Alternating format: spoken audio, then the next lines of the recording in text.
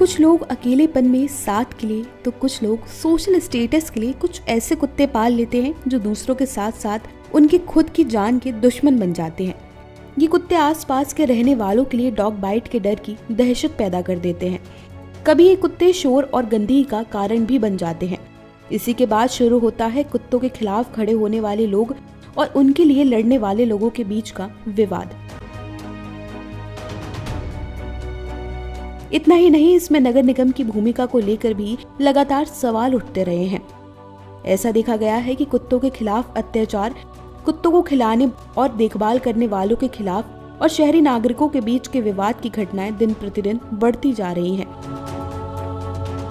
ऐसी घटनाएं दिल्ली, गुड़गांव, फरीदाबाद, नोएडा, मुंबई, पुणे और नागपुर जैसे शहरों में कुत्ता काटने की घटनाओं के कारण हो रही हैं। इसी तरह के मामलों को देखते हुए भारतीय पशु कल्याण बोर्ड यानी AWBI ने आवारा और पालतू कुत्तों से संबंधित एक एडवाइजरी जारी किया है। आपको बता दें, केंद्र सरकार ने पशु जन्म नियंत्रण नियम 2001 तैयार किया है, जिससे आवारा कुत्तों की आबादी को नियंत्रित करने के लिए लोकल बॉडीज द्वारा लागू किया जाता है।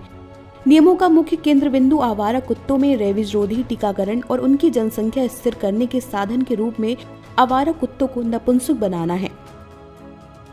जबकि ऐसा देखा जा रहा है कि नगर निगम, स्थानीय निकाय पशु जन्म नियंत्रण नियम 2001 के अनुसार काम नहीं कर रहे हैं। इतना ही नहीं, ये लोकल बॉडीज शहरी क्षेत्रों में कुत्तों को ले जाकर आसपास के गांव में छोड़ देती है, यानी इन्हें स्थानांतरित करने की कोशिश करती है। गौरतलब है कि सुप्रीम कोर्ट ने अपने तमाम आदेशों में कई बार उल्लेख किया है कि कुत्तों को स्थानांतरित करने की अनुमति नहीं दी जा सकती और नगर निगमों में ABC तथा रेबीज रोधी कार्यक्रम को संयुक्त रूप से लागू करने की आवश्यकता है।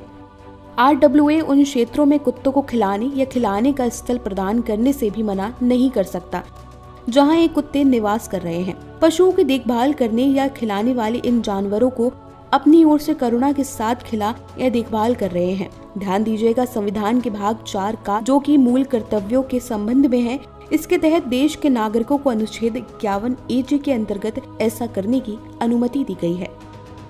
इसलिए AWBI के परामर्शों का पालन करते हुए जानवरों को खिलाने या देखभाल करने वालों को उनके कार्यों से नहीं रोका जा सकता।